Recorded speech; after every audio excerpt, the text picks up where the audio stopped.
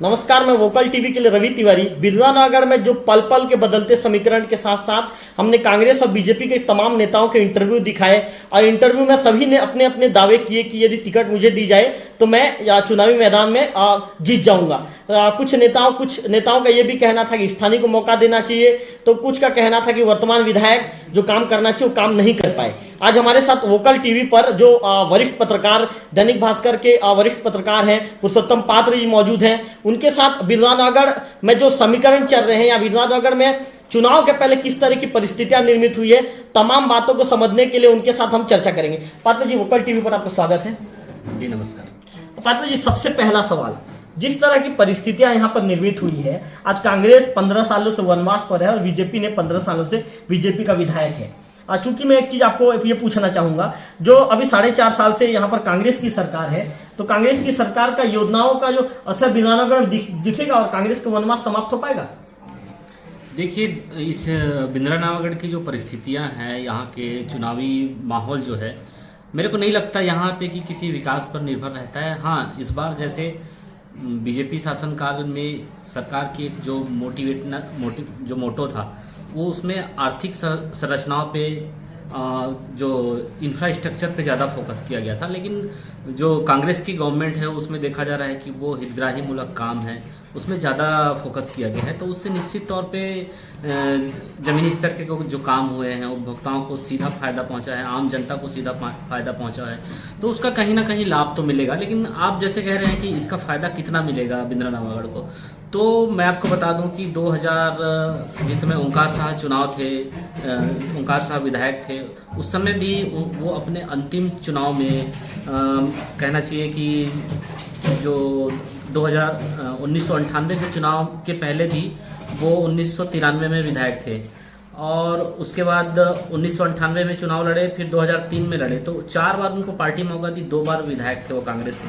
अंतिम बार में उन्होंने जो 2008 के चुनाव में जब ओंकार शाह की भिड़ंत जो है डमरूधर पुजारी से हुई, उनके 3 कार्यकाल में जब कांग्रेस की गवर्नमेंट थी और वो कुछ बार विधायक रहे, कुछ बार नहीं थे, तो करोड़ों के विकास कार्य कराए थे। उस समय मध्य प्रदेश शासन का चलता था, मुख्यालय मध्य प्रदेश हुआ करता था 2000 के पहले तक के। काफ़ी संघर्ष करके ऐसे ऐसे काम करे जिनको कहना चाहिए कि जो काम संभावना नहीं थी, वो उनकी एक प्रशासनिक कुशलता थी। और अब तक के सबसे ज़्यादा पढ़े लिखे विधायक भी वही कहा जाते थे। और विकास कार्य को उन्होंने काफ़ी फोकस किया था। यहाँ की सड़कें हैं, यहाँ की बिजली हैं, काफ़ी फोकस किया उन्होंने। लेकिन उनके कार्य का नतीजा क्या हुआ? आखिर 2008 के चुनाव में 16,704 मतों से उनको पराजय का सामना करना पड़ा। तो ठीक वैसी परिस्थिति अभी है। वो पिछले 15 साल में जो किए, इस बार सरकार आने के बाद, सत्ता आने के बाद जो है, मध्य प्रदेश की जगह इस बार कांग्रेस में छत्तीसगढ़ में सरकार आई, छत्तीसगढ़ में सरकार बनी, मुख्यालय रायपुर हुआ, और विकास कार्य पिछले बार की तुलना में ज़्यादा हुआ, क्योंकि सरकार जो है उपभोक्ता मूलक कार्यों पे ज़्यादा फोकस किए। इसके अलावा बहुत सारे ऐसे पेंडिंग कार्य थे बीजेपी शासनकाल में, वो काम भी यहाँ पे पूर्ण हुए। उसका श्रेय भी कुल मिला के कांग्रेस सरकार को मिला। प्रयास बीजेपी के भी थे, कुछ नए काम भी हुए, और कुछ काम बीजेपी शासनकाल में थे लेकिन पूर्ण जो है वो कांग्रेस की सरकार में हुई। तो जिसका फ़ायदा जो है इस क्षेत्रवासियों को मिला है, निश्चित तौर पे उसका श्रेय अभी मिल रहा है। कांग्रेसियों ने उसे काफ़ी भुनाने की कोशिश की। उन कामों को आज जहाँ जिस मंच में भी चर्चा का बात आती है, चर्चा का विषय बनता है, तो उन कामों को बीजेपी भी भुनाती है। तो मैं समझता हूँ बिंद्रानवागढ़ के परिदृश्य में ये कोई मायने नहीं रखता। यहाँ पे चेहरे ज़्यादा फोकस होते हैं, स्थानीयता है, या फिर स्थानीयता को, जातिवाद को ज़्यादा बढ़ावा दिया जाता है, चूँकि ये ट्राइबल सीट भी है।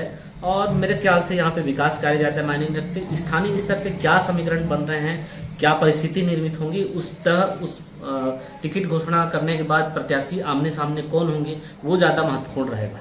पात्र जी, आपने हमें तमाम विषयों को लेकर हमें अच्छे से समझाया आपने। चूंकि एक सवाल आपने जो जवाब दिया, उस जवाब का एक सवाल बनता है। आपने कहा कि ओंकार शाह ने अपने समय में काफ़ी अच्छा काम किया, करोड़ों का विकास कार्य करवाया, और पढ़े लिखे विधायक भी थे।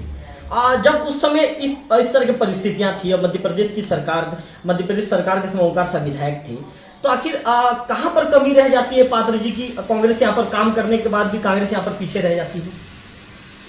देखिए, पूरा इतिहास अगर आप खंगाले, निर्वाचन की पूरी सूची अगर आप निकाल लें तो 13 बार यहाँ पे चुनाव हुए हैं। 13 विधानसभा चुनाव हुए हैं जिसमें इलेक्शन हुआ है, 2 मनोनीत हुए थे। 13 चुनाव में केवल 3 बार कांग्रेस को सरकार मिला है, कांग्रेस के विधायक बने हैं। और इन तीनों बार में जो है बीजेपी के जो चेहरे हैं, बीजेपी के चेहरे के खिलाफ कोई दमदार चेहरा, और वो चेहरा भी आपके उर्माल से लेकर अमली बदर से लेकर देवभोग के बीच अगर कोई चेहरा बगावत कर देता है तो उसका फायदा मिलता है। मनोनयन स्टार्टिंग में जब मनोनयन हुआ और इस इलाके से पार्वती शाह को चेहरा बनाया गया, और उसके बाद जब गवर्नमेंट कांग्रेस की थी और चुनाव हुआ तब भी यहाँ पे जनसंघ और बीजेपी के लोग ही जीता करते थे। तो उन चुनाव के सारे रिकॉर्ड, सारे ट्रैक रिकॉर्ड अगर आप देखेंगे, उस चुनाव के समीकरण में जाएंगे तो यहाँ पे ज़्यादातर लोगों का फोकस जो है, लोगों की भावना जो है मेरे ख्याल से बीजेपी की ओर जुड़ी रहती है। और विकास कार्य, इसलिए मैं पहले भी बोल चुका हूँ कि विकास कार्य मायने नहीं रखते। ये कुल मिला के एक हिसाब से यहाँ पे लोगों का जो धारणा है वो केवल भारतीय जनता पार्टी की ओर ज़्यादा झुकाव है। ये मैं नहीं कह रहा हूँ, अब तक के आप वोट, आप प्रतिशत देख लीजिए, अब तक के रिकॉर्ड देख लीजिए, जब जब कोई बागी प्रत्याशी खड़ा हुआ है तब ही यहाँ पे कांग्रेस को सफलता मिली है। नहीं तो ज़्यादातर चुनाव जो हैं वो भाजपा जीती है और भाजपा के विधायक रहे हैं। और इसी दम पे, इसी बलबूते पे जो है भाजपा जो है मानती है, इसको गढ़ मानती है। लेकिन भाजपा की एक कमजोरी है, पिछले 15 साल में सरकार के सामने हमने देखा, जब सरकार बीजेपी की थी उस दरमियान भी हमने देखा कि काफ़ी ऐसे महत्वपूर्ण मांग जो है बिंद्रानवागढ़ से लेकर आए, देवभोग जो है काफ़ी पिछड़ा क्षेत्र है, देवभोग को चाहे नगर पंचायत बनाने की बात हो, सेनमुड़ा का पुल हो, या फिर बेलाट नाला हो, या फिर अन्य और विकास कार्य हो, अस्पताल को जिला सिविल अस्पताल का घोषणा भी कर दिया गया, चिकित्सक की मांग होती रही, कॉलेज खोलने की मांग हुई, और भी बहुत सारे कृषि विद्यालय की भी मांग हुई थी। तो ये सब मांगों को दरकिनार कर दी, जबकि होना ये था कि सरकार अगर बीजेपी की है और लोग यहाँ बीजेपी पे ज़्यादा समर्पित हैं तो सरकार को चाहिए था कि बीजेपी पे भरोसा करे। पूरे प्रदेश भर में इसकी लहर चली, इसके खिलाफ उनकी योजनाओं, मतलब सरकार, मतलब जनता जो है, एक बार ऐसे समय भी आया था पिछले चुनाव में कि वो बीजेपी से ऊब चुकी थी और सारे प्रदेश में लहर चली।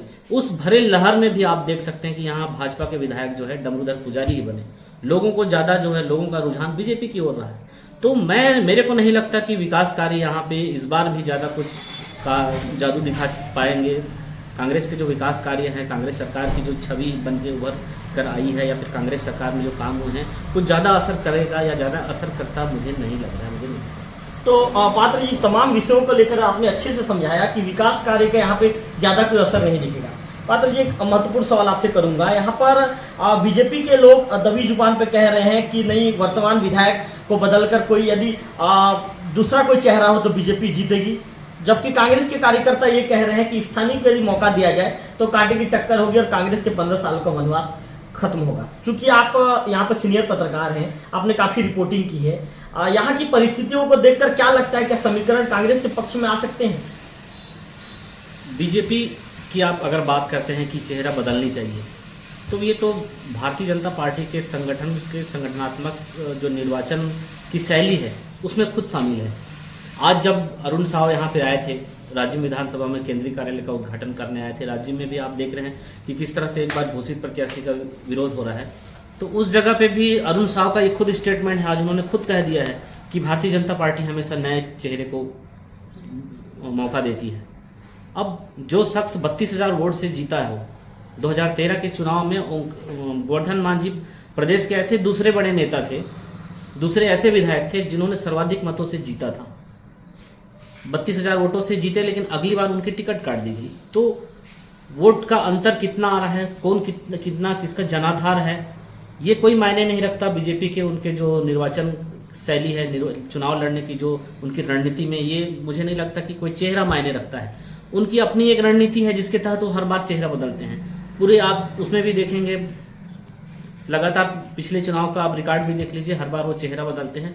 भले एक के बाद दूसरे, एक बार ब्रेक करके दूसरे बार मौका जरूर दिए हैं, लेकिन जो है वो पार्टी का वो मतलब चेहरा जो लगातार बदलते हैं। और रही बात कांग्रेस की, तो कांग्रेस जिस तरह की नए चेहरे की मांग करते आ रही है और कुछ नए चेहरे चुनाव मैदान में भी दिख रहे हैं। कुछ लोगों का इस मामले में मनभेद है, कुछ व्यक्ति चाह रहे हैं कि नए चेहरे हैं, और नए चेहरे यहाँ मौजूदगी दिखाने के बाद कुछ लोगों का कड़ा विरोध भी उनको झेलना पड़ रहा है। उनका कहना है कि जो लगातार काम कर रहे हैं उन चेहरों को मिलना चाहिए। तो ये अब कांग्रेस को समझना होगा कि बीजेपी के रणनीति में, बीजेपी के समीकरण में वो किस प्रत्याशी को फीड देखते हैं, कौन सी प्रत्याशी फीड बैठती है, और यहाँ पे कांग्रेस का जनाधार कितना है, कांग्रेस का वोटा प्रतिशत कितने हैं, नए चेहरे और स्थानीय चेहरे की मांग करने वाले कितने लोग हैं, क्या उनके मांग करने के बाद उनकी मांग मानी जाए तो हो सकता है कांग्रेस फतह पा ले। ये सारे तमाम जो है संगठन को एक सर्वे, उनकी सर्वे रिपोर्ट के आधार पे वो खुद तय करेगी। लेकिन मुझे नहीं लगता कि नए चेहरे भी इस बार कोई ज़्यादा कमाल कर पाएंगे।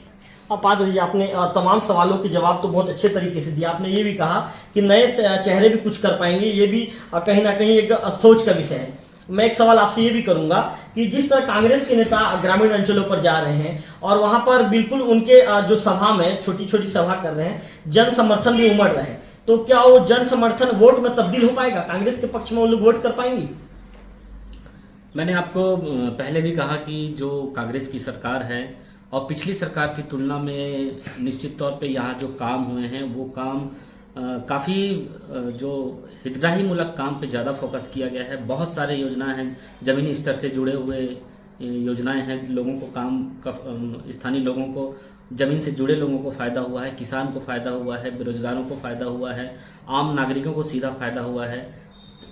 बहुत सारे स्कीम हैं जिसके तहत लोग काफ़ी उत्साहित तो हैं, लेकिन जब लोग उनके नेता जा रहे हैं तो निश्चित तौर पे सरकार का जो काम है, क्रियाकलाप है, उसके कारण हो सकता है लोगों को फ़ायदा मिल रहा है। लेकिन इसका अपन ये सीधा नहीं कह सकते कि किसी व्यक्ति विशेष को लेकर उत्साहित हैं।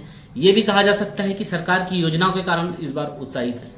और कहीं ना कहीं समीकरण इस बार जिस तरह से बीजेपी और कांग्रेस के बीच जो पुरानी परिपाटी चली आ रही है, जीत का अंतर चला आ रहा है, जिस तरह के समीकरण स्थापित हो चुके थे, इस बार लगता ये भी है कि वो समीकरण कहीं ना कहीं बदलेगा, लेकिन ज़्यादा फर्क नहीं पड़ेगा। यानी मेरे कहने का मतलब ये है कि अगर कांग्रेस दावा करती है कि इस बार बिंद्रानवगढ़ से हम आसानी से जीत लेंगे, वो भी कांग्रेस सरकार की योजनाओं के बदौलत, तो ये उनकी भूल होगी, उनकी ये चूक होगी, क्योंकि यहाँ ज़्यादा बदलाव की गुंजाइश नहीं है। पादरी जी, आपने तमाम परिस्थितियों को लेकर हमें पूरी तस्वीर साफ करके आपने बता दिया। चूंकि आप लंबे समय से यहाँ पर रिपोर्टिंग कर रहे हैं और आपका तजुर्बा भी काफ़ी लंबा है, आपका अनुभवी काफ़ी बहुत ज़्यादा अनुभवी पत्रकार है आप। हमने एक चीज़ देखा और आप भी लंबे समय से देखते आ रहे हैं कि कहीं ना कहीं जो विधायक बनाने में देवोक ब्लॉक की जनता की अहम भूमिका होती है। कांग्रेस आखिर कहाँ पर कांग्रेस से चूक हो जा रहा है, या आखिर कहाँ पर कांग्रेस काम नहीं कर पा रही है, और कांग्रेस देवों की जनता का भरोसा कैसे नहीं जीत पा रही है? थोड़ा सा दर्शकों को इसको भी डिटेल में बताएंगे। देखिए, आपने जो ये सवाल किया, उस सवाल का जवाब तो पार्टी संगठन के लोगों को जो इस बात का तलाश रहे हैं कि आखिर गढ़ कैसे बिंद्रानवगढ़ कैसे भाजपा का गढ़ बन गई, आखिर बीजेपी के किसी भी प्रत्याशी के सामने, कोई भी नए चेहरे के सामने कांग्रेस के पुराने से पुराने प्रत्याशी या पुराने से पुराने चेहरे नहीं टिक पा रहे हैं। तो ये बड़ा मुश्किल सा सवाल है। लेकिन सीधा मैं यही कहूँगा कि यहाँ पे जो अन्य विधानसभा की तुलना में यहाँ शिक्षा काफ़ी कम है, और एक जो राजनीति और जो चुनाव है, चुनाव का जो सिंबल है, एक तरफ हाथ छाप, दूसरा फूल छाप, ये दो पार्टी के बीच ही महत्वपूर्ण वो होते हैं, टकराव होते हैं, और ये दोनों ही प्रतिद्वंदी हैं।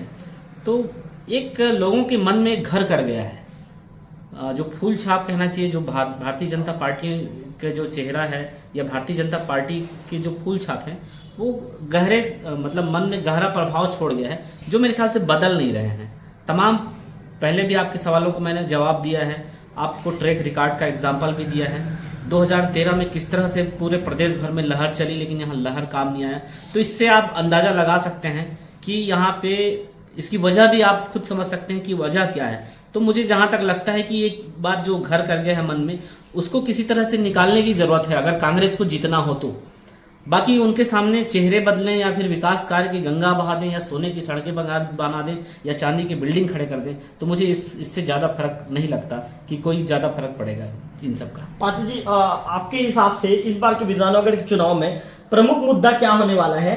क्योंकि हम बिल्कुल हम देख रहे हैं कि यहाँ पर डॉक्टरों की कमी है, जैसे आपने पहले बताया। यहाँ पर कई जगह पे सड़क नहीं बन पाया, भी कच्ची सड़कें हैं, या शिक्षकों की कमी है।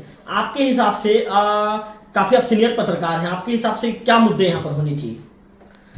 आपका ये सवाल काफ़ी अच्छा सवाल है और ये जो मुद्दे हैं दोनों ही पार्टी के पेच में फंस जाएगी। अब आपको अगर कांग्रेस इस बात को मुद्दा बनाती है कि यहाँ पे डॉक्टरों का अभाव है, पुल पुलिये बने नहीं और यहाँ पे सूपे बेड़ा के लोगों को साफ पानी आज तक नहीं मिला, तो ये अगर कांग्रेस मुद्दा बनाती है तो भाजपा के लिए ये कहने के लिए आसानी है कि सरकार उनकी थी। तो कांग्रेस क्या व्यक्तिगत विधायक के कार्यशैली पे, विधायक की सक्रियता पर भी केवल सक्रियता पर ही सवाल उठा सकती है। स्थानीय मुद्दे के मामले में कांग्रेस के पास कोई मुद्दा नहीं रहेगा। कांग्रेसी किसी मुद्दे पे काम करेंगे, केंद्रीय कोई मुद्दा होगा या राष्ट्रीय मुद्दा होगा, हो सकता है धर्मांतरण का हो, जैसा कि चलता आ रहा है। कांग्रेस हमेशा से चुनाव में इसको एक वो बनाती है, ये मुद्दा उनके पास रहेगा। बीजेपी के पास अगर रहता है, बीजेपी इन तमाम बातों को उठाएगी कि यहाँ पे जो मैंने आपको जो समस्या बताई पुल पुलिया का लिए, चाहे फिर सूपे बेड़ा की बात को लेके, तो बीजेपी जब ये मुद्दा उठाएगी तो कांग्रेस के पास इसका जवाब होगा कि आपके पास बीजेपी के विधायक थे, बीजेपी के विधायक ने क्या किया।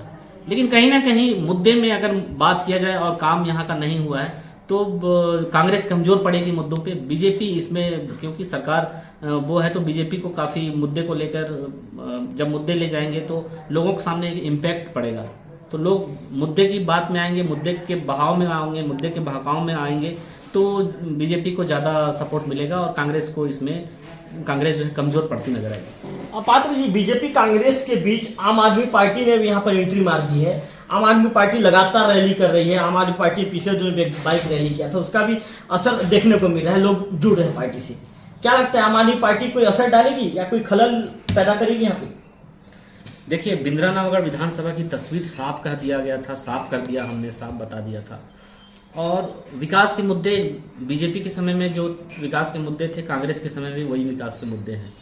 तो ज़्यादातर काम जो है हुए नहीं। तो जो नई पार्टी का दखल है, जिस तरह से दिल्ली में उन्होंने एक बदलाव लाया, पंजाब में भी आप पार्टी ने काफ़ी अच्छा काम करके दिखा रही है।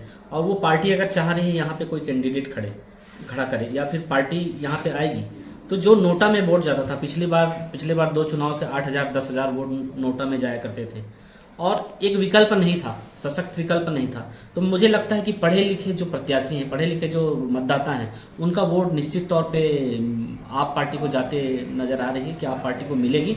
नोटा में ना जाकर वो आप पार्टी को चयन करेंगे। और ये आप पार्टी की स्टार्टिंग है, जो आप पार्टी इस बिंद्रानगढ़ में डेब्यू कर रही है, तो अगर वो अच्छे से लोगों को समझा सकी कि दोनों पार्टी फेलवर हैं, दोनों पार्टी किसी काम के लायक नहीं है, तो मतदाता का जो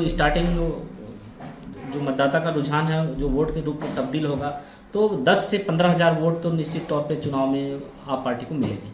अब आदमी जी तमाम परिस्थितियों को आपने समझाया। एक सवाल मैं आपसे और करने वाला हूँ, ये भी महत्वपूर्ण सवाल है, इसका जवाब भी थोड़ा सा आप दर्शकों को अच्छे से समझाएंगे।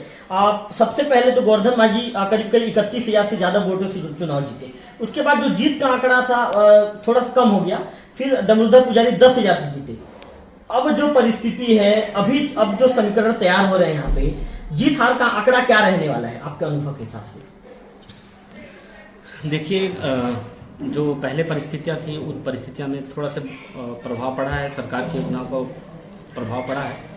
और पिछली बार जीत का अंतर जो आप 10,000 बता रहे हैं, वो वाकई में बीजेपी के उसमें जो थी, क्योंकि गोंडवाना गणतंत्र से ओंकार साहब भी यहाँ पे लड़े हुए थे, जो कांग्रेस के वोटर्स का उन्हें काफ़ी समर्थन मिला था। कांग्रेस से सीधे वोट किए थे उनको, गोंपा के बैनर तले वो लड़े थे। तो पिछली बार कहीं ना कहीं जो कांग्रेस का वोट वो भी ले लिए थे, तो बीजेपी जीतती, लेकिन जीत का अंतर काफ़ी कम होता। और आप जब बता रहे हैं कि वोट का अंतर काफ़ी कम हो रहा है, तो इस बार भी जो है सरकार की योजनाओं के कारण और चेहरे उठने के बाद जो चेहरे सामने आएंगे, जो प्रत्याशी तय होंगे, उनके बाद जो समीकरण बदलेगा, या फिर बीजेपी कितना संतुष्ट कर पाती है। बड़े दिग्गज दावेदार यहाँ पे दावेदारी कर रहे हैं, बड़े चेहरे दावेदारी कर रहे हैं, तो वो किस तरह से अपने रूठे हुए दावेदारों को मना सकते हैं, इस पर निर्भर करेगी। क्योंकि बागी का अहम रोल रहता है, और कहीं बगावत छिड़ गई और बागी को खड़े करने में कांग्रेस सफल हो गई और बागी का सहारा लेने सफल हो गई, तो इस बार बीजेपी की भी हार हो सकती है, कांग्रेस जीत सकती है। तो कहीं ना कहीं इसका सरकार का भी प्रभाव पड़ेगा और चेहरे स्पष्ट होने के बाद जो समीकरण बनेंगे उसका भी प्रभाव पड़ेगा। पात्र जी, आपने पिछले दिनों में खबर लिखा था, खबर प्रकाशित किया था कि पदर पदर का इस जो विधायक के चुनाव में पदर की महत्वपूर्ण भूमिका होती है। क्या पदर की महत्वपूर्ण भूमिका होती है या एक वो मात्र एक संयोग मात्र है कि उसमें वाकई में पदर की भूमिका है, इसको थोड़ा सा समझाएंगे। देखिए, एकमात्र ये संजोग है। किसी गांव के नाम से अगर पदर जुड़ा है तो पदर जुड़ने वाले को ही विधायक बनाया जाएगा, ऐसा कोई मोटिव नहीं है, ऐसा कोई योजना नहीं है या ऐसी कोई रणनीति नहीं है। एक संजोग था जिसको हमने निकाला, क्योंकि खाम सिंह कोमर्रा हो जो डेंडू पदर से थे, बलराम पुजारी 3 बार के विधायक थे, 2 बार के विधायक डमरूधर पुजारी थे, वो चलना पदर के थे, ईश्वर सिंह पटेल अमली पदर से थे, गोवर्धन सिंह मांझी गोहरा पदर से थे। तो ज़्यादातर विधायक 9 विधायक 13 में 9 विधायक पदर से थे। तो ये एक कॉमन वो था, फैक्ट चीज़ था जो पदर को लेकर था। तो ये कोई रणनीति का हिस्सा नहीं है, ये संजोग है। और संजोग में कांग्रेस के विधायक भी बने और बीजेपी के विधायक भी बने थे। तो पदर कोई उसमें चुनावी रणनीति का हिस्सा नहीं। तो ये थे वरिष्ठ पत्रकार पुरुषोत्तम पात्र जी। उनसे हमने तमाम सवालों को लेकर बातचीत की। उन्होंने हमें जो बिरलानवागढ़ के जो समीकरण है और यहाँ पर कांग्रेस आखिर क्यों पिछड़ रही है, कांग्रेस को क्या करना चाहिए और बीजेपी को क्या करना चाहिए, क्या प्रत्याशी बदलने पर यहाँ की परिस्थितियाँ चेंज हो सकती है, तमाम सवालों के जवाब उन्होंने हमारे साथ शेयर किए। उन्होंने अपने अनुभव भी हमारे साथ साझा किए। ऐसे में फिर ऐसे देखने वाली बात होगी कि बिरलानवागढ़ किसके कब्जे में जाएगा और कौन किसके सिर पर ताज सजेगा। कैमरा पर्सन गंधर्व बेसरा के साथ रविकांत तिवारी, वोकल टीवी, देवो।